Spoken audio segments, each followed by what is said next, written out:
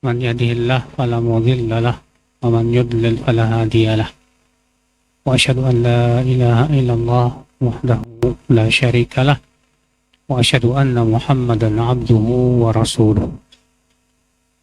قال الله تعالى في كتابه الكريم: يا أيها الذين آمنوا اتقوا الله حق تقاته ولا تموتن إلا وأنتم مسلمون. أما بعد. Kita lanjutkan ayol ikhwah kajian kita. Kita masuk ke bab at-targhib fit ta'min khalfal imam wa fit du'a.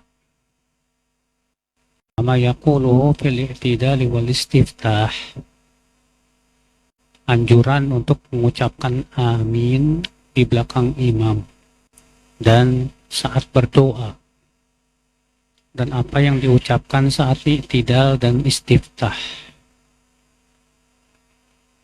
Hadis 514 An Abi Hurairah radhiyallahu anhu anna Rasulullah SAW qala idza qala al-imam ghairil maghdubi alaihim waladdallin faqulu amin. فإنه من وافق قوله قول الملائكة غفر له ما تقدم من ذنبه. رواه مالك والبخاري ومسلم وأبو داود والنسائي وابن ماجه. Dari Abu Hurairah semoga Allah meridainya bahwasanya Rasulullah SAW bersabda, apabila imam berkata ghairil maghdubi alaihim waladdallin, ucapkan oleh kalian amin. Karena sesungguhnya siapa yang ucapannya sesuai dengan ucapan malaikat, maka akan diampuni dosa-dosanya yang telah lalu. Ini kata Imam Malik dan Bukhari, demikian pula Muslim, Abu Daud, Nasai dan Ibnu Majah. Dan dalam riwayat Bukhari, idza qala ahadukum amin wa qalatil malaikatu fis sama amin fawafaqat ihdahuma al-ukhra ghufira lahu ma taqaddama min dzambih. Apabila salah seorang dari kalian berkata amin dan malaikat yang ada di langit berkata amin dan bertepatan satu sama lainnya, maka akan diampuni dosa-dosanya yang telah lalu. Dan dalam riwayat yang lain-lain di Ibnu Majah dan Nasai, idza ammanal qari fa aminu. Apabila pembaca mengucapkan amin, maka ucapkanlah oleh kalian amin juga. Di sini akal Islam kita ambil faidah yang pertama, yaitu disyariatkan membaca amin. Dan kitab Al-Musu' Al-Fiqhiyah disebutkan ittafaqal ulama annahu yusannu lil munfarid wal ma'mum an yaqul amin. Para ulama semua sepakat ijma bahwa orang yang sholat sendirian, demikian pula makmum, disunnahkan mengucapkan amin.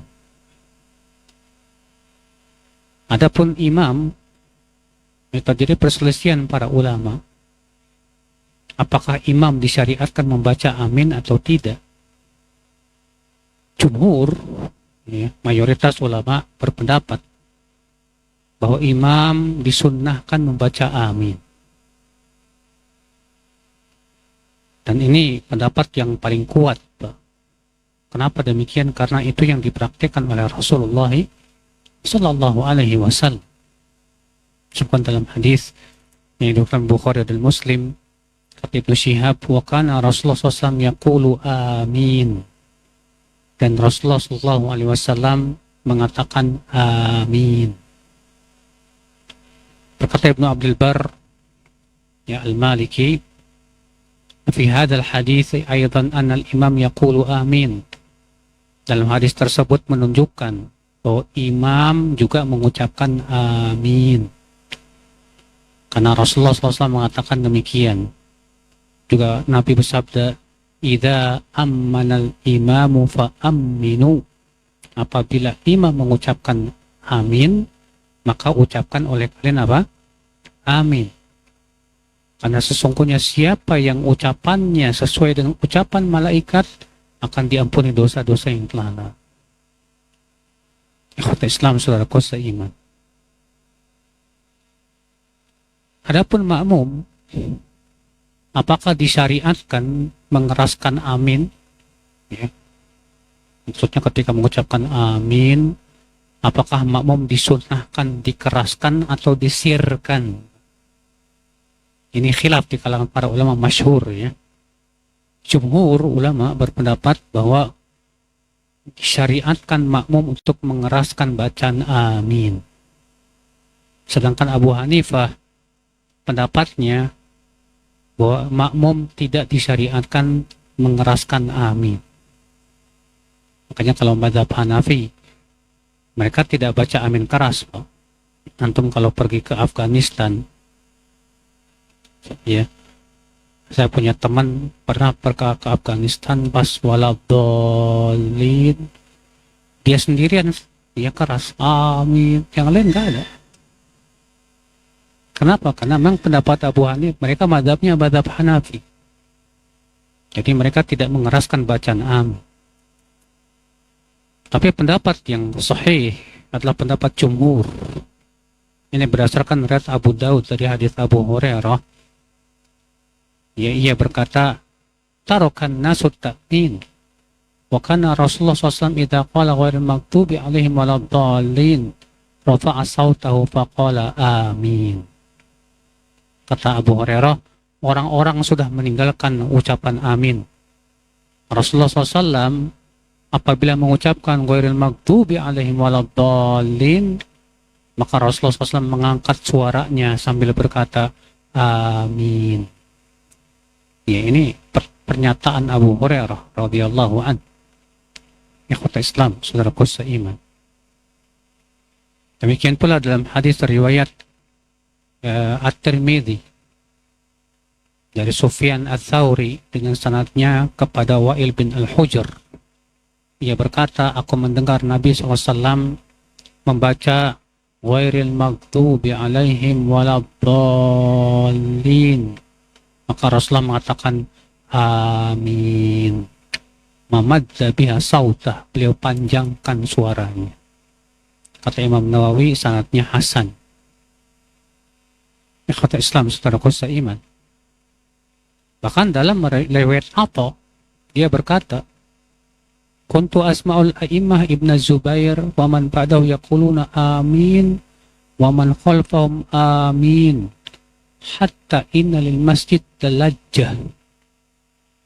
Dulu aku mendengar para imam di zaman Ibnu Zubair dan yang setelahnya, mereka semua mengucapkan amin, dan orang-orang yang ada di belakangnya pun mengucapkan amin, sampai-sampai ya, masjid bising dengan ucapan apa?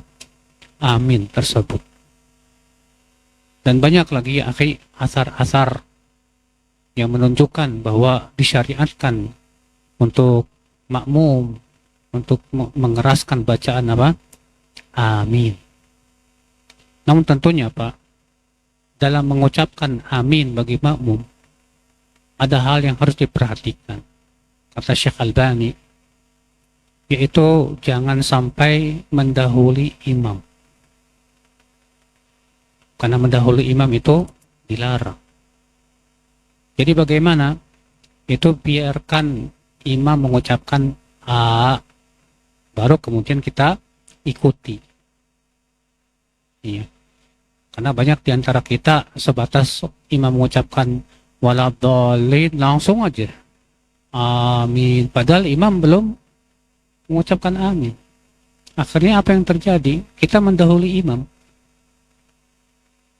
Ya, padahal mendahului imam dilarang tidak? Dilarang. Jadi sabar, biarkan imam dulu mengucapkan a, baru kita ikuti amin. Kemudian yang kedua, dalam mengucapkan amin yang benar bagaimana Pak? Mengucapkan amin yang benar itu a dengan 2 ketuk, minnya boleh sampai 6 ketuk, karena itu mata arif disukun. Amin. Nggak boleh begini. Amin, amin. Nggak boleh. Kalau amin, artinya yang amanah. Atau amin, hanya dipanjangin. Amin. Kalau ini artinya apa? Amankan. Kalau amin artinya apa?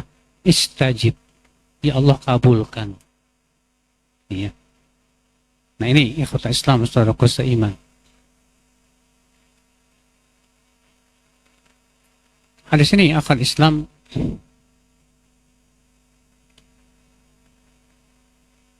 hadis ini menunjukkan bahwa makmum, demikian pula imam disyariatkan membaca amin. Namun sudah kita sebutkan tadi bahwa hukumnya tidak wajib. Hukumnya sunnah. Artinya kalau misalnya kita tidak mengucapkan amin, tetap sah sholat kita. Iya. Hadis ini kita ambil faedah juga, ya kota Islam, keutamaan ucapan amin kita sepakat dengan ucapan aminnya malaikat.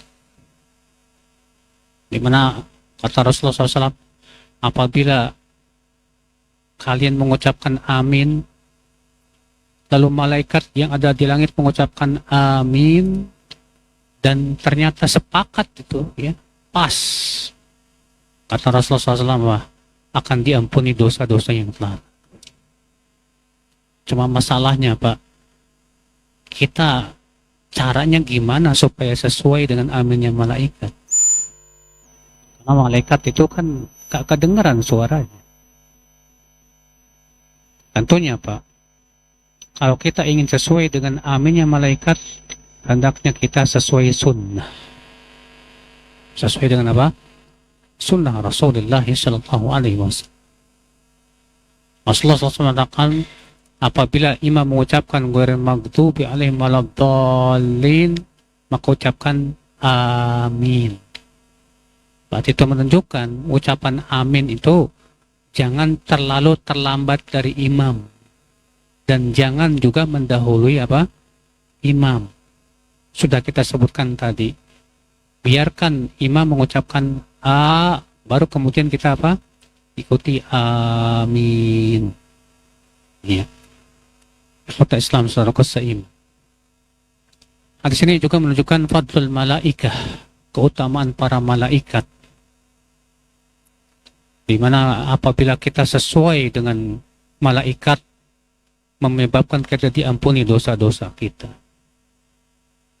Maka hadis ini berkonsekuensi agar kita tasyabuh, menyerupai para malaikat. Ikhwatal Islam saudaraku seiman. Karena mereka malaikat yang mulia, Masya Allah. Malaikat disifati oleh Allah sebagai makhluk yang selalu taat. La ya'suna Allah ma amarahum. Malaikat tidak pernah memaksiati perintah Allah subhanahu wa ta'ala. Yusabbihuna al-laila wan nahar la yafturun. Malaikat terus bertasbih sepanjang malam, sepanjang siang. Maka kita sangat dianjurkan untuk tasyabuh dengan para malaikat. Demikian pula kita, ya, berusaha menjadi, ya, orang-orang yang menjauhi sifat-sifat setan akal Islam. Sebab kalau kita disuruh untuk tasyabuh dengan malaikat, berarti kita dilarang untuk tasyabuh dengan syayatin. Hadis berikutnya 5:15. An Aisyah radhiyallahu anha an Nabi sallallahu alaihi wasallam qala, ma hasadatkumul yahudu ala syai'in ma hasadatkum ala salami wat ta'min. Rahu Ibnu Majah bi isnadin sahih, wa Ibnu Khuzaimah fi sahih, wa Ahmad wa lafdhuhu anna Rasulullah SAW dzukirat indahul yahud faqal innahum lam yahsaduna ala syai'in kama hasaduna ala al-jumu'ah allati hadana Allahu biha wa dhallu anha wa ala al-qiblah allati hadana Allahu laha wa dhallu anha wa ala qawlina khalfal imam Amin. Dari Syekh, semoga Allah meridainya, dari Nabi SAW bersabda, Yahudi tidaklah merasa dengki kepada kalian seperti halnya dengkinya mereka terhadap ucapan salam dan ucapan amin. Dikutip Ibnu Majah dengan sanad yang sahih, dan Ibnu Khuzaimah dalam sahihnya, dan Ahmad dengan lafaz bahwa Rasulullah SAW disebutkan di sisinya orang Yahudi. Lalu beliau bersabda, sesungguhnya mereka tidak dengki kepada kita seperti halnya dengkinya mereka kepada sholat Jumat, ya, yang Allah berikan hidayah kita kepadanya, dan mereka tersesat darinya. Demikian pula kepada kiblat yang Allah berikan kita hidayah kepadanya dan mereka tersesat darinya. Dan juga dari ucapan di belakang imam, amin. Pada sini kita ambil faedah, akhi. Faedah yang pertama, yaitu bahwa hasad adalah dari sifat kaum Yahudi. Ya, hasad, dengki, itu merupakan sifat kaum Yahudi. Apa itu hasad, Pak? Hasad itu hakikatnya yaitu kita merasa panas dengan nikmat yang Allah berikan kepada orang lain. Dan kita berharap supaya nikmat tersebut hancur. Itu hasad. Dan ini merupakan sifat iblis, la'anahullah. Namun untuk bisa selamat dari hasad berat, Pak, sulit. Kenapa demikian? Karena yang namanya hasad itu muncul karena adanya persaingan. Karena ada persaingan muncul hasad. Antum tahu iblis kenapa hasad kepada Nabi Adam? Disaingi. Sebelum Allah menciptakan Nabi Adam, iblis punya kedudukan. Iblis punya kelebihan. Ya. Tiba-tiba Allah ciptakan makhluk yang ternyata makhluk itu Allah utamakan di atas iblis. Kayak antum kerja di perusahaan udah lama tahunan, nggak diangkat-angkat, tahu-tahu ada yang masuk, tahu ada makhluk yang diutamakan di atas diri, ada yang lebih hebat daripada iblis, hasad. Dan ini bisa terjadi, hatta para ulama, para ustadz bisa kena hasad itu. Ketika seorang ustadz melihat ustadz lain jamaahnya lebih banyak yang hadir, terkadang kalau nggak jaga hati, wah, iya, suka muncul hasad, dengki. Makanya Imam Bukhari diusir dari kota Nisapur gara-gara apa, Pak? Hasad. Gara-gara Imam Bukhari datang ke kota Nisapur, gara-gara Imam Bukhari datang, majlis taklim di kota Nisapur kosong semua. Semua datang ke majlisnya Imam Bukhari, ingin mengambil ilmu dari beliau. Akhirnya ya, ternyata ada yang hasad sama Imam Bukhari, mencari-cari kesalahannya. Ikhwata Islam, saudaraku seiman, rahimani wa rahimakumullah jami'an. Atau itu, ya, penting sekali, akhi, untuk kita bisa menjaga hati kita dari hasad. Bagaimana caranya? Caranya yang pertama, ridho dengan ketentuan Allah. Karena orang yang hasad itu hakikatnya dia tidak ridho dengan ketentuan Allah. Seakan-akan dia mengatakan, saya tidak ridho dengan pemberian yang Allah berikan kepada dia. Ya. Maka agar kita selamat dari hasad, jadilah orang yang ridho dengan ketentuan Allah. Pemberian yang Allah berikan kepada Anda, nikmati. Enggak usah mengharap-harapkan pemberian yang Allah berikan kepada orang lain. Makanya Allah mengatakan, wala tatamannaw ma faddalallahu bihi ba'dakum 'ala ba'd. Jangan kalian mengharap-harapkan karunia yang Allah lebihkan kepada sebagian kalian. Jangan mengharap.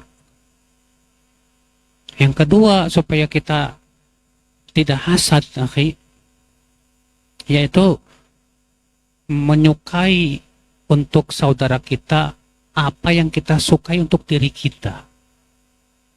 Sebagaimana Rasulullah SAW sabda, la yu'minu ahadukum hatta yuhibba li akhihi ma yuhibbu li nafsi minal khair. Tidak beriman seseorang dari kalian sampai ia menyukai untuk saudaranya apa yang ia sukai untuk dirinya dari kebaikan. Yang antum sukai untuk diri antum, sukai buat orang lain. Yang antum tidak sukai untuk diri kita, jangan sukai buat orang lain. Kalau kita bisa lakukan ini, Pak, insya Allah hati kita bersih dari hasad. Ketika teman antum di kantor, ya, dinaikkan jabatannya, antum enggak. Terus antum ikut gembira, Masya Allah. Jazak barakallahu fik ya akhi. Mudah-mudahan Allah berkahi kamu. Ana senang antum diangkat. Itu tandanya antum bersih dari hasad. Masya Allah. Islam, saudaraku seiman, rahimani wa rahimakumullah jami'an. Di sini kita ambil faedah yang kedua yang bisa kita petik dari hadis ini, itu keutamaan mengucapkan salam. Karena orang Yahudi dihasad kepada umat Islam dalam masalah mengucapkan salam. Maka dari itulah Rasulullah SAW menganjurkan umatnya untuk menyebarkan salam dan memberikan keutamaan-keutamaan agung dari menyebarkan salam. Sebagaimana disebutkan dalam hadis, la tadkhulul jannah hatta tu'minu wa la tu'minu hatta tahabbu awala adullukum ala syai'in idza fa'altumuhu tahabbtum afsus salama bainakum. Kalian tidak bisa masuk surga sampai kalian beriman. Dan kalian tidak beriman sampai kalian saling mencintai. Maukah aku tunjukkan kepada kalian sesuatu yang membuat kalian saling mencintai? Yaitu sebarkan salam di antara kalian, kata Rasulullah SAW. Sebarkan salam. Bahkan menyebarkan salam, akhi, jalan menuju surga. Kata Rasulullah SAW, inna fil jannati ghurafan. Rasulullah sabda, ayuhan nas, afsus salam, wa at'imut ta'am, wa atibul kalam, wa sallu bil lail, wa nasun niyam, tadkhulul jannata bisalam. Wahai manusia, sebarkan salam, beri makan, dan ucapkan kebaikan. Solatlah di waktu malam. Niscaya kalian akan masuk surga dengan selamat. Masya Allah. Ikhwata Islam, saudaraku seiman. Nah, di sini kita ambil faedah yang ketiga, keutamaan mengucapkan amin. Ya. Itu diucapkan tadi yang pertama setelah imam mengucapkan ghairil maghdubi alaihim waladdallin. Yang kedua setelah selesai doa. Setelah selesai doa kita ucapkan amin. Boleh nggak ditambahin amin ya robbal alamin? Nggak ada dalilnya, Pak. Saya belum dapat dalil Rasulullah SAW nambahin amin ya robbal alamin. Kalau boleh, ya silahkan aja, tapi jangan dianggap itu sunnah. Ya, sunnahnya cuma mengucapkan apa? Amin. Iya. Apalagi tambahin amin 100 kali gitu. Ya, jangan ditambahin lagi. Cukup kita ucapkan amin. Hari ini juga kita ambil faidah akal Islam. Di antara keutamaan umat Islam, ya, yaitu ditunjukkan hari Jumat. Karena orang Yahudi hari Sabtu, orang Nasrani hari Ahad. Adapun kita umat Islam, Allah tunjuki kepada hari Jumat. Dan hari Jumat, Pak, hari yang paling mulia di sisi Allah. Rasulullah SAW sabda, Sayyidul Ayyam Yaumul Jumu'ah. Sayyidnya hari adalah hari Jumat. Dalam hadis yang lain Rasulullah sabda, Afdalu yaumin tada'at alai syams Yaumul Jumu'ah. Hari yang paling utama yang matahari terbit padanya adalah hari Jumat. Di hari Jumat itu hari yang paling mulia, Pak. Karena hari Jumat hari yang mulia, apa dong yang kita lakukan, Pak? Hari yang mulia itu hari yang sangat dianjurkan kita banyak beramal saleh. Kata para ulama, amalan saleh apabila bertepatan dengan waktu atau tempat yang mulia, maka pahalanya dilipat gandakan oleh Allah Subhanahu wa Ta'ala. Namun di hari Jumat, apa amal yang dianjurkan? Yang pertama, banyakin sholawat. Kata Rasulullah SAW sabda, Aksiru minas sholati alayya yaumal jumu'ah wa ilatal jumu'ah. Perbanyak oleh kalian bersalawat kepadaku di hari Jumat dan di malam Jumat. Perbanyak. Ya. Yang kedua, amalannya apa lagi, Pak? Baca surat Al-Kahfi atas pendapat kebanyakan ulama. Bahkan hampir semua ulama berpendapat mengatakan disunnahkan baca surat Al-Kahfi. Syekh Shalih Al-Utsaimin mengatakan, aku tidak mengetahui adanya perselisihan ulama dalam masalah ini. Itu bahwa disunnahkan membaca Al-Kahfi di hari Jumat. Imam Syafi'i berkata, Astahibbuhu istihbaban syadidan. Aku menyunahkan baca Al-Kahfi di hari Jumat dengan sunnah yang kuat, syadidan. Ya kota Islam, saudaraku seiman. Kemudian apa lagi, Pak, amalan di hari Jumat? Bergegas pergi ke masjid. Karena kata Rasulullah SAW, siapa yang pergi Jumat di waktu pertama, faka'annama qarraba badanah. Seakan-akan dia menyembelih apa? Unta. Siapa yang pergi di waktu yang kedua, seakan-akan berkorban dengan apa? Sapi. Siapa yang pergi di waktu yang ketiga, seakan-akan berkorban apa? Kambing. 4 apa? Ayam. 5 apa? Telur. Nah, pertanyaannya, waktu pertama jam berapa? Kan Nabi mengatakan ada 5 waktu, kan? 5 saat. Dalam hadis lain disebutkan Jumat ada 12 waktu. Jumat ada 12 waktu. Berarti kalau misalnya Jumatan jam 12, mundur 5 jam. Jam berapa tuh? Jam 8 ya? Mundur jam 8. Jam 8 waktu pertama. Jam 9 waktu kedua. Jam 10 waktu ketiga. Jam 11 waktu keempat. Jam 12 waktu terakhir. Antum dapat apa? Kita rata-rata telur aja enggak. Setengah telur. Kita datang ke masjid jam 11 masih kosong, Pak, melompong. Ya. Ikhwat Islam, saudaraku seiman. Nah, di hari Jumat itu kita dianjurkan sekali, akhi, untuk memperbanyak ibadah di masjid.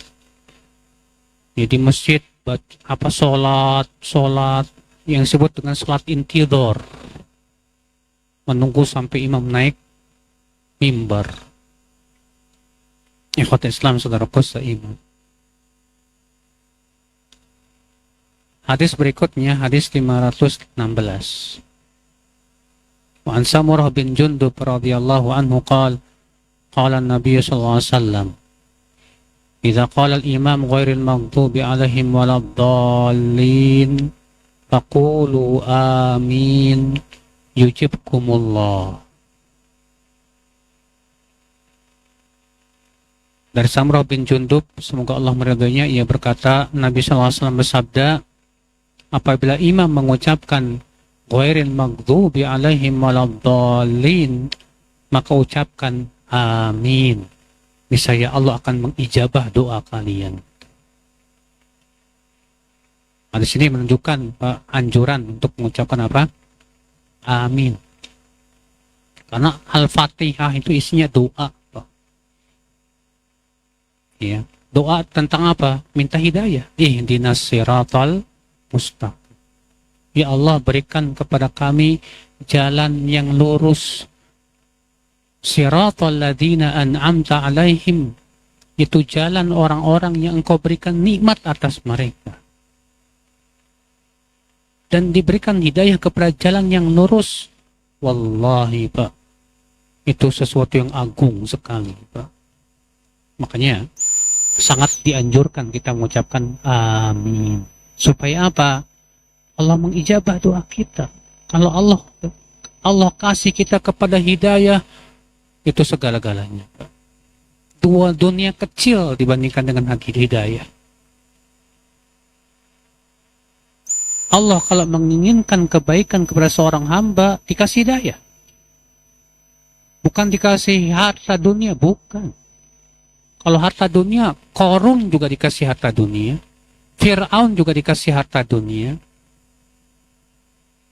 Tapi yang diberikan oleh Allah hidayah, itu yang lebih mahal dari harta dunia, saudaraku seiman. Rahimani wa rahimakumullah jami'an. Hadis berikutnya 517. Warawahu Muslim wa Abu Dawud wa Nasa'i fi hadithin tawil an Abi Musa al-Ash'ari qala fi idza sallaitum fa aqimu sufufakum wal ya'ummakum ahadukum fa idza kabbara fakabbiru wa idza qala ghairil maghdubi alaihim waladdallin faqulu amin yujibukumullah. Apabila kalian sholat, maka tegakkan saf-saf kalian.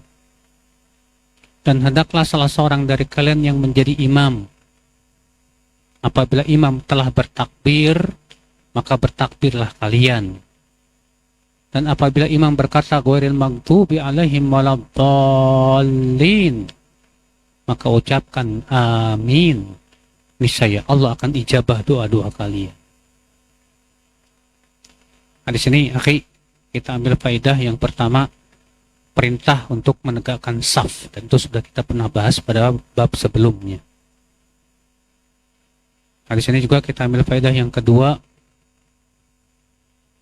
yaitu wajibnya mengikuti imam. Kata Nabi, apabila imam telah bertakbir, maka bertakbirlah kalian. Al-Hafidh Ibnu Hajar dalam kitab Fathul Bari menyebutkan bahwa kata-kata mengikuti imam itu, Pak, ada 3 perkara yang tidak boleh, yang bertabrakan dengan makna mengikuti imam itu ada 3. Apa itu? Yang pertama, mendahului imam. Ini jelas bertabrakan dengan kata mendahului, mengikuti imam. Yang kedua, berbarengan dengan imam. Ya. Ini juga bertabrakan dengan mengikuti imam. Yang ketiga, terlalu lambat dari imam. Ini pun juga dianggap tidak mengikuti apa? Imam. Berarti ini 3 keadaan yang makmum wajib perhatikan, tidak boleh. Karena ini tidak sesuai dengan perintah Nabi untuk mengikuti siapa? Imam. Makanya Nabi mengatakan di situ, fa idza kabbara fakabbiru. Fa di sini dalam bahasa Arab mempunyai mana apa? Ta'kid namanya, Pak. Apabila imam telah bertakbir, kabbara dengan fi'il madhi. Apabila imam telah bertakbir, fakabbiru, maka segeralah kalian apa? Bertakbir. Demikian adab kita adalah mengikuti imam, saudaraku seiman. Rahimani wa rahimakumullah jami'an. Hadis berikutnya. Wa an Ibnu Umar radhiyallahu anhu qala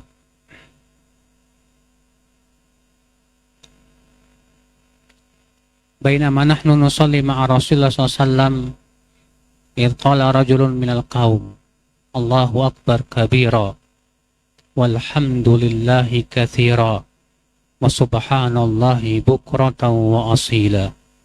Faqala Rasulullah sallallahu alaihi wasallam manil qail kalimat kada wa kada. Faqala rajulun minal qaum ana ya Rasulullah. Faqala ajibtu laha futihat laha abwabus sama. Qala Ibnu Umar fama taraktuhunna mundu sami'tu Rasulullah SAW yaqulu dzalik. Rawahu Muslim.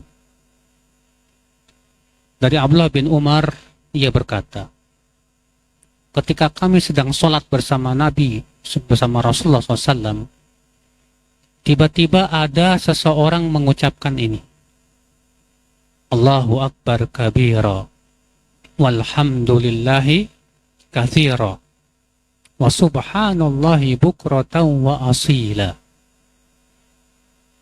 Setelah selesai sholat, Rasulullah bertanya, tadi siapa yang mengucapkan itu dan ini? Maka orang itu berkata, aku ya Rasulullah. Kata Rasulullah, aku merasa kagum dengan ucapan itu, karena membuat pintu-pintu langit dibuka. Ibnu Umar berkata, semenjak itu aku tidak pernah meninggalkan ucapan tersebut. Itu doa istiftah. Allahu Akbar kabira walhamdulillahi katsira wa subhanallahi bukratan wa asila. Sampai situ aja, Pak. Jangan dilanjut sama wajah tuh ya. Itu beda lagi hadisnya. Ya. Hadis ini, Pak, dijadikan dalil oleh orang yang doyan bid'ah. Artinya boleh berbuat bid'ah. Kenapa? Karena sahabat ini bikin ucapan sendiri. Lihat, sahabat ini berbuat bid'ah. Sampai Rasulullah tahu, bertanya, siapa yang mengucapkan ucapan tadi? Aku ya Rasulullah. Aku kagum dengan ucapan kamu. Apakah kita katakan, apakah benar hadis ini menunjukkan bolehnya berbuat bid'ah dalam agama? Jawab, sangat tidak benar. Loh kok kenapa? Bukankah sahabat ini bikin-bikin sendiri? Kita katakan, sahabat hidup di zaman pensyariatan. Sahabat hidup di zaman apa? Pensyariatan, di mana wahyu turun, dan Rasulullah SAW membenarkan berdasarkan apa? Wahyu. Sekarang kalau ada orang yang berbuat bikin-bikin bid'ah, siapa yang membenarkan berdasarkan wahyu? Katanya Pak Wahyu. Gak ada. Siapa yang seperti Rasulullah SAW? Kalau Rasulullah SAW mengatakan ini benar, itu tidak, semua berdasarkan wahyu. Allah berfirman, wa ma yantiqu 'anil hawa in huwa illa wahyu yuha. Tidaklah Muhammad berbicara dari hawa nafsunya. Maka dari itu nggak bisa dikiaskan, Pak. Nggak bisa disamakan zaman Nabi dengan zaman sekarang, nggak bisa disamakan. Zaman sekarang Islam sudah sempurna. Rasulullah sudah menyampaikan semuanya kebaikan. Semua kebaikan Rasulullah sudah sampaikan. Semua keburukan sudah Rasulullah peringatkan. Kata Rasulullah apa? Ma baqiya syai'un yuqarribukum ilal jannah wa yubaidukum minan nar illa waqad buyyina lakum. Tidak tersisa sedikit pun yang mendekatkan kalian ke surga dan menjauhkan kalian dari neraka, kecuali sudah dijelaskan semua. Sudah dijelaskan sama Rasulullah SAW. Kewajiban kita hanya ittiba, ngikut aja udah. Ngapain harus bikin-bikin lagi? Agama kita sudah sempurna. Allah mengatakan, al-yawma akmaltu lakum dinakum. Pada hari ini aku telah sempurnakan untukmu agama. Maka yang di hari itu tidak termasuk agama, di hari ini pun bukan agama. Apa sih susahnya kita untuk ittiba ngikut Rasul doang? Harus capek-capek bikin-bikin ibadah-ibadah baru yang tidak pernah dicontohkan Rasulullah SAW. Ikhwata Islam, saudaraku seiman, rahimani wa rahimakumullah jami'an. Di sini kita ambil faidah, Pak. Di sini kita ambil faidah yang pertama,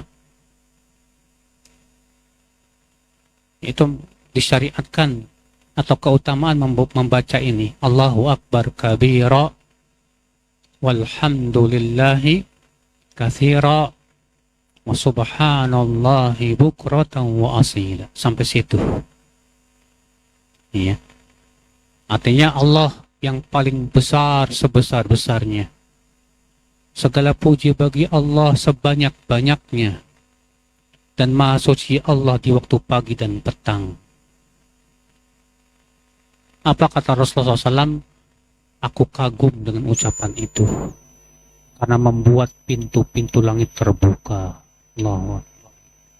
Ini agung sekali ucapan ini, saudaraku saya. Namun tentunya Pak, yang harus kita pahami dalam masalah doa istiftah, bahwa yang disyariatkan dalam doa istiftah itu Pak, tanawu, bervariatif. Jangan cuma ini aja, nggak berubah-ubah. Karena yang Nabi ajarkan dari doa istiftah banyak. Terkadang Nabi mengucapkan ini. Terkadang Nabi mengucapkan Allahumma ba'id baini wa baina khataya. Terkadang Nabi mengucapkan lagi Subhanakallahumma wa bihamdika Allahumma gfirli. Subhanakallahumma bihamdika wa tabarakasmuk wa ta'ala jadduk wa la ilaha ghairuk. Terkadang Nabi mengucapkan lagi yang lain yang panjang, wajah tu wajhiya lilladzi fataras samawati wa ard. Terus, cuman masalah di masyarakat kita itu wajah tu itu cuma sampai wa ana minal muslimin. Padahal itu baru sepertiganya, Pak. Itu panjang banget gitu, Pak. Iya. Dan banyak lagi yang lain. Jadi yang sebaiknya kita terkadang baca ini, terkadang baca itu. Kalau hafal. Kalau nggak hafal ya gimana lagi. Kita berusaha untuk menghafalnya tentunya. Iya. Hadis berikutnya 519. Wa an Rifa'ah bin Rafi' Az-Zuraqi qala kunna nusalli wara'an Nabi sallallahu alaihi wasallam falamma rafa'a ra'sahu min ar-rak'ah qala sami'a Allahu liman hamidah faqala rajulan min wara'ihi rabbana walakal hamdu hamdan katsiran tayyiban mubarakan fih falamma insarafa qala manil mutakallim qala ana qala ra'aitu bid'atan wa thalathina malakan yabtadirunaha ayyuhum yaktubuha awwal. Dari Rifa'ah bin Rafi' Az-Zuraqi, ia berkata, kami sholat di belakang Nabi SAW. Ketika beliau mengangkat kepala dari ruku, beliau berucap, Sami Allahu liman hamidah. Lalu ada orang di belakangnya berkata, Rabbana walakal hamdu hamdan katsiran tayyiban mubarakan fih. Wahai Rabb kami, milikmulah segala puji dengan pujian yang banyak, tayyib dan barokah. Setelah selesai sholat, Rasulullah bersabda, tadi siapa yang mengucapkan kata-kata tadi? Kata sahabat ini, aku ya Rasulullah. Kata Rasulullah, aku melihat 30 lebih malaikat berlomba-lomba siapa yang pertama kali mencatatnya. Di sini, akhi, menunjukkan ya keutamaan membaca ini, Pak, ketika i'tidal. Apa itu? Rabbana walakal hamdu hamdan katsiran tayyiban mubarakan fi. Wahai Rabb kami, segala milikmu segala puji. Hamdan katsira, dengan pujian yang banyak. Tayyiban, dan tayyib. Mubarakan fi, dan dibarokahi padanya. Ini disyariatkan ya. Dan tentunya juga bacaan i'tidal pun juga banyak, Pak. Nabi terkadang baca ini, Rabbana walakal hamdu. Iya, terkadang Rabbana lakal hamdu mil'as samawati wa mil'al ardi wa mil'a ma syi'ta min syai'in ba'd. Terkadang ditambah lagi ahla tsana'i wal majd ahaqqu ma qala al-'abd Allahumma la mani'a lima a'tait wa la mu'tiya lima manat wa la yanfa'u dzal jaddi minkal jadd. Udah masuk isya, alhamdulillah. Naam, fadhal adzan. Allahu akbar, Allah.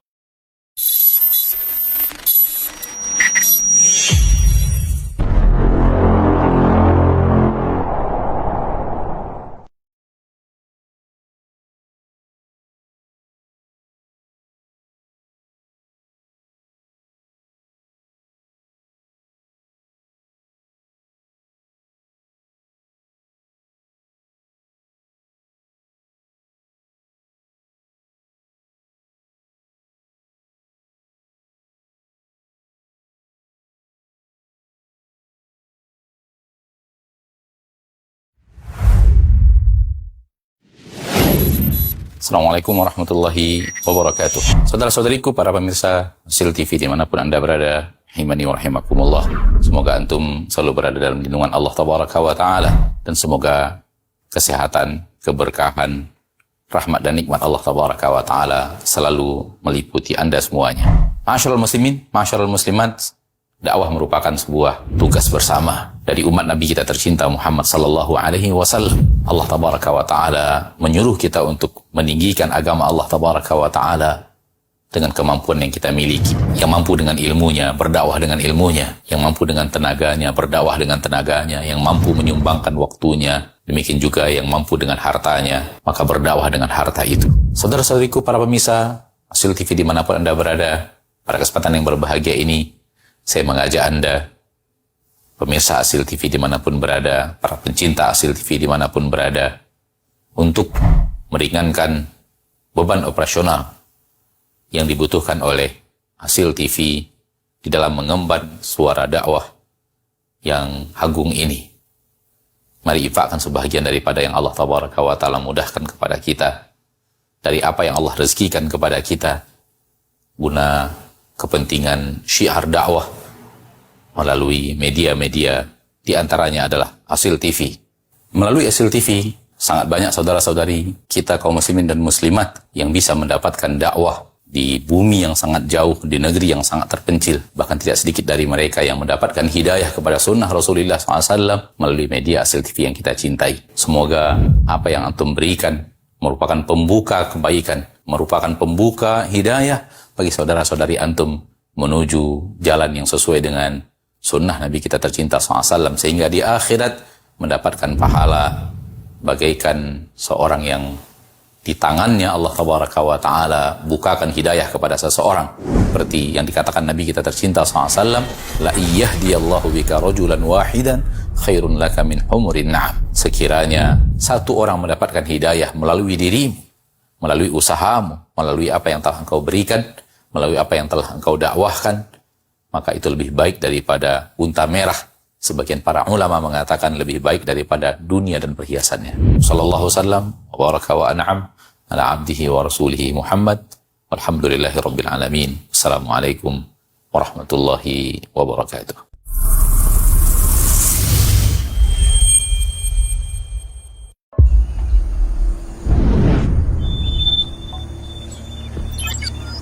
Assalamualaikum warahmatullahi wabarakatuh. Di akhir zaman yang penuh fitnah, syubhat dan syahwat seperti ini, tidak menuntut ilmu agama? Rugi dong. Nabi sallallahu alaihi wasallam bersabda, "Wa man salaka tariqan yaltamisu fihi ilma, sahalallahu lahu bihi tariqan ilal jannah." Barang siapa yang menempuh sebuah perjalanan dalam rangka menuntut ilmu agama, niscaya Allah akan mudahkan baginya jalan menuju syurga. Hadis riwayat Imam Muslim dari Abu Hurairah radhiyallahu an. Beliau juga bersabda, "May yuridillahu bihi khairan yufaqihu fid din." Barang siapa yang Allah inginkan kebaikan baginya, maka Allah akan fahamkan ia tentang agamanya. Hadis riwayat Imam Al-Bukhari dari Muawiyah ibnu Abi Sufyan radhiyallahu an. Seorang ulama tabi'in yang bernama Ayyub As-Sikhtiyani rahimahullahu ta'ala mengatakan, min sa'adatil hadath an yuwafiqahu Allah li'alimis sunni fi awali amrih. Merupakan tanda masa depan seorang pemuda itu akan cemerlang, akan baik, adalah Allah Jalla wa'ala memberikan taufik kepadanya belajar kepada alim sunni sejak dini. Oleh karenanya Nabi kita sallallahu alaihi wasallam bersabda, "Ajiballahu min syabin laysat lahu sabwah." Allah sangat kagum kepada seorang pemuda di mana semenjak masa mudanya dia sudah mampu mengontrol hawa nafsunya, tidak berzina, tidak minum khamar, tidak jadi begal, tidak menjadi penjudi online, offline, ataukah keburukan-keburukan lainnya yang seringkali dilakukan oleh keumuman anak muda. Nabi SAW juga bersabda, "Sab'atun yudhilluhumullahu yawma la dhilla illa dhilluh." Ada 7 golongan yang akan dinaungi oleh Allah pada hari kiamat, pada hari yang tiada naungan kecuali hanya naungannya. Di antara mereka adalah syabun nasya'a fi ibadati rabbi. Seorang pemuda yang sudah terbiasa beribadah kepada Allah semenjak masa mudanya. Hadis riwayat Imam Al-Bukhari dan Muslim dari Abu Hurairah radhiyallahu an. Dan yang terakhir, Nabi sallallahu alaihi wasallam bersabda, "Man qara'al Qur'ana wa 'amila bihi ulbisa yaumal qiyamah tajan dhaw'uhu ahsan min dhaw'is syams wa yu'sa walidah تاجا ضوءه أحسن من ضوء الشمس فيقولان بما كسينا هذا فيقال لهما بأخذ ولدكما القرآن." Barang siapa yang mempelajari Al-Quran, membacanya dan mengamalkannya, sungguh dia akan diberikan mahkota yang cahayanya lebih hebat daripada cahaya matahari. Dan kedua orang tuanya juga diberikan sebuah mahkota yang cahayanya lebih bagus daripada cahayanya matahari. Sehingga kedua orang tuanya berkata, "Kenapa kami bisa memperoleh taj yang seperti ini? Bisa memperoleh mahkota yang seindah ini?"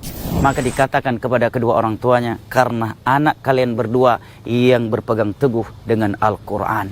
Barakallahu fikum. Semoga Allah Jalla wa'ala menjadikan anak-anak muda, ananda-ananda kita ini sebagai orang-orang yang bermanfaat untuk Islam dan kaum muslimin. Wassalamualaikum warahmatullahi wabarakatuh.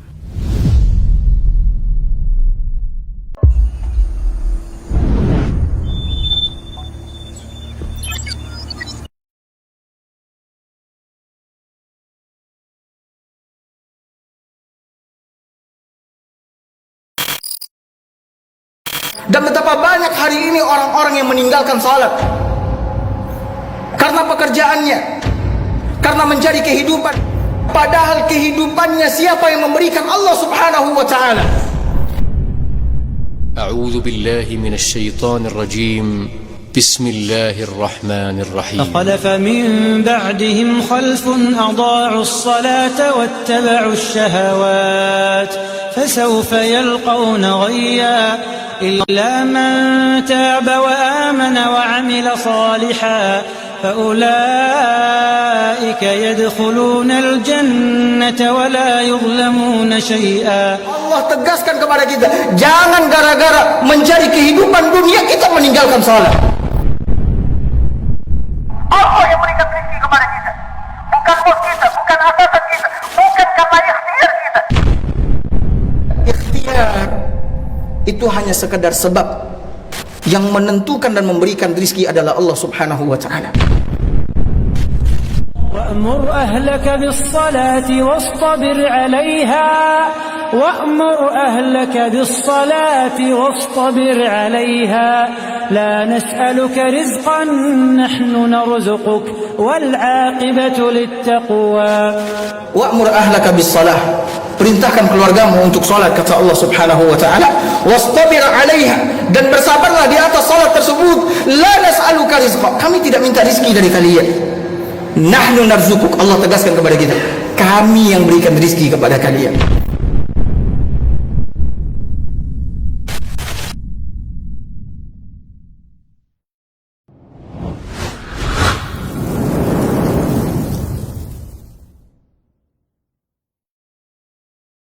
Allahu Akbar, Allahu Akbar, Allahu Akbar, Allahu Akbar. Asyhadu an la ilaha illallah.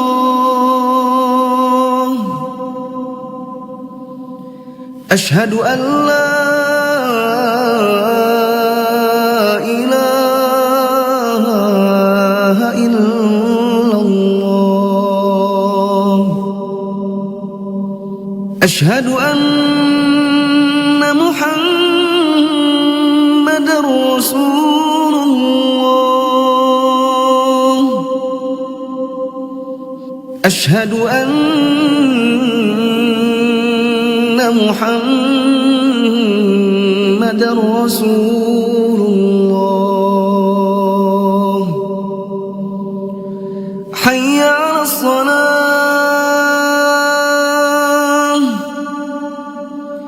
حي على الصلاة،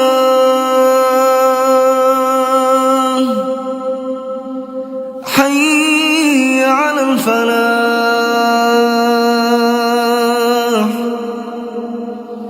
حي على الفلاح. الله أكبر، الله أكبر. لا إله إلا الله.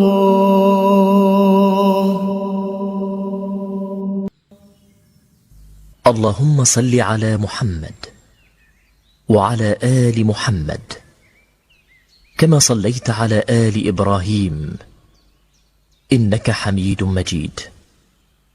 اللهم بارك على محمد وعلى آل محمد كما باركت على آل إبراهيم إنك حميد مجيد. اللهم رب هذه الدعوة التامة والصلاة القائمة آت محمدا الوسيلة والفضيلة وابعثه مقاما محمودا الذي وعدته.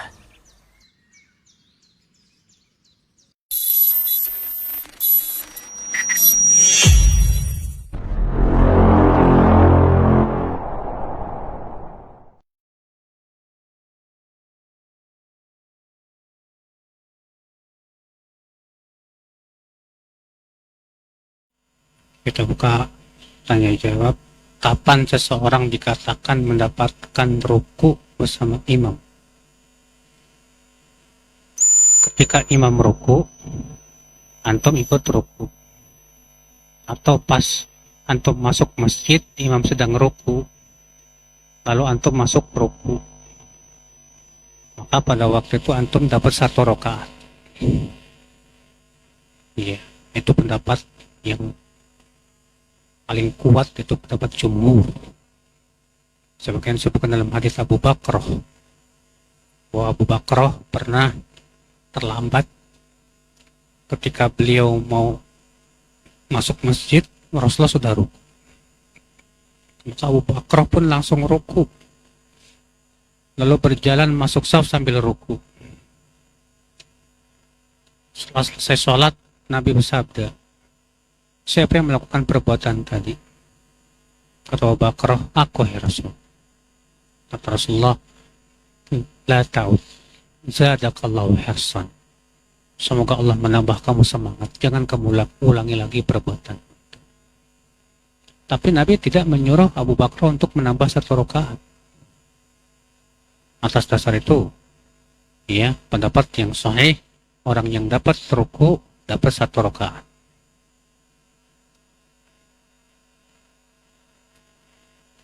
Zikir antara ruku dan sujud berbeda, boleh tidak?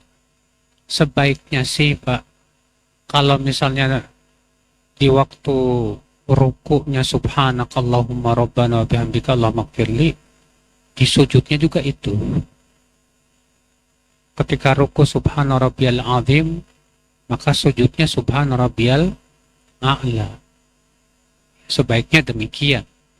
Walaupun memang tidak ada ketentuan bahwa kalau misalnya rukunya subhana rabbiyal azim, sujudnya subhanakallahumma, itu tidak boleh, tidak ada. Boleh saja. Cuman yang disebutkan oleh Syekh Bakar dalam kitab beliau Tasyahud Du'a, yang saya ingat demikian, ya. Wallahu a'lam.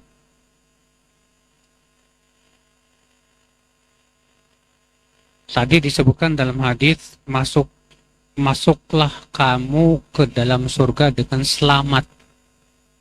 Apakah ada yang masuk surga dengan tidak selamat? Ada. Masuk surga tapi diadab dulu. Ya. Siapa mereka? Yaitu usatul muwahhidin, kata para ulama. Orang-orang yang mentauhidkan Allah tapi suka berbuat maksiat. Maka mereka dibersihkan dulu dalam api neraka, baru masuk ke dalam surga. Masuk surganya nggak selamat.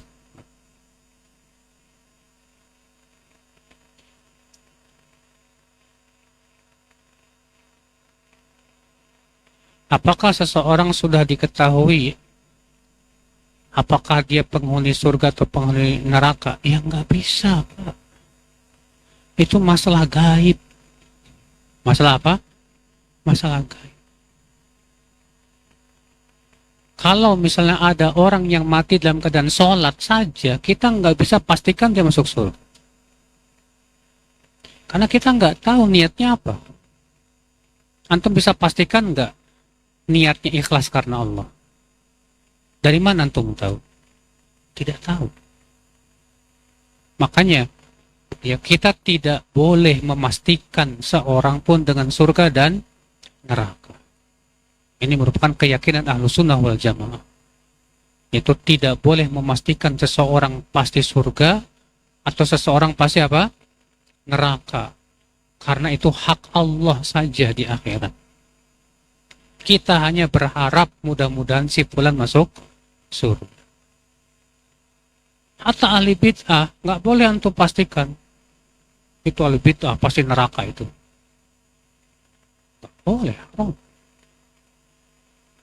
Karena kita pun tidak tahu dia bakal mati di atas apa. Kalaupun dia mati di atas kebid'ahannya, ada kemungkinan nggak dia dapat syafaat Rasulullah? Bisa jadi. Atau dia, kata Ibnu Taimiyah, orang yang terancam masuk neraka bisa jadi tidak masuk neraka dengan beberapa perkara. Yang pertama, bihasanatin mahiyah. Dia punya kebaikan yang besar di sisi Allah, sehingga Allah gugurkan dosa. Atau yang kedua, bimasaibid dunia. Dia ditimpa musibah berat dalam kehidupan dunia, sehingga Allah gugurkan dosa-dosa. Atau yang ketiga, bisyafaati Rasulullah. Dia mendapatkan syafaat Rasulullah Sallallahu Alaihi Wasallam. Makanya apa? Memvonis orang sesat beda dengan memvonis orang masuk neraka.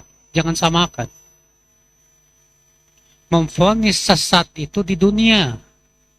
Di mana? Di dunia. Si fulan pemikirannya sesat, kita vonis dia sesat, boleh, nggak masalah.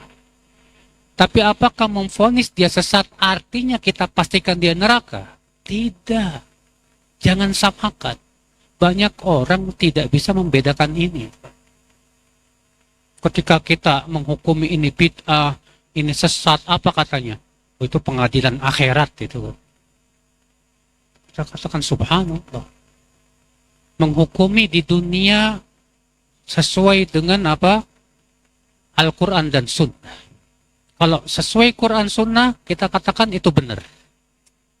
Kalau menyimpang dari Quran dan Sunnah, kita katakan apa? Sesat. Pelakunya tersesat? Iya. Pelakunya terancam dengan api neraka? Iya. Tapi untuk memastikan dia pasti neraka, hanya Allah yang Maha tahu. Kita pun tidak tahu dia bakal mati di atas apa. Nah, ini akan Islam, saudara seiman.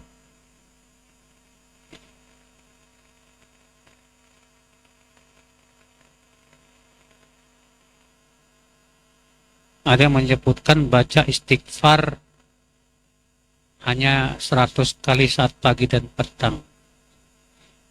Namun ada yang menyebutkan dibaca 100 kali saat pagi dan 100 kali saat petang.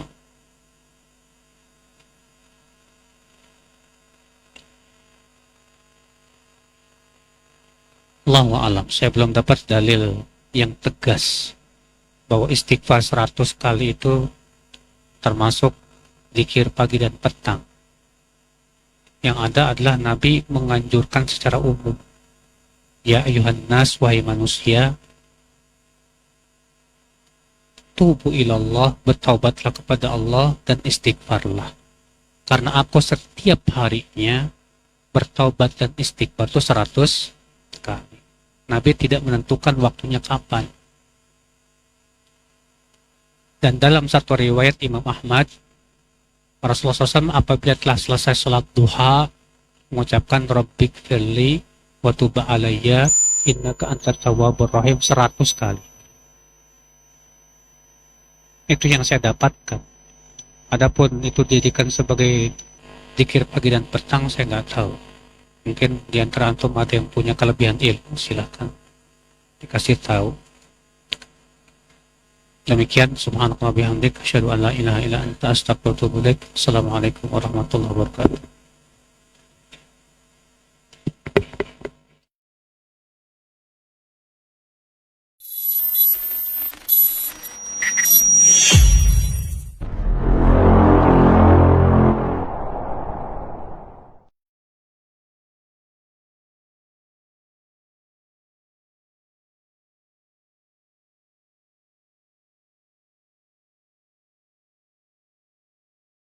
إن الله اشترى من المؤمنين أنفسهم وأموالهم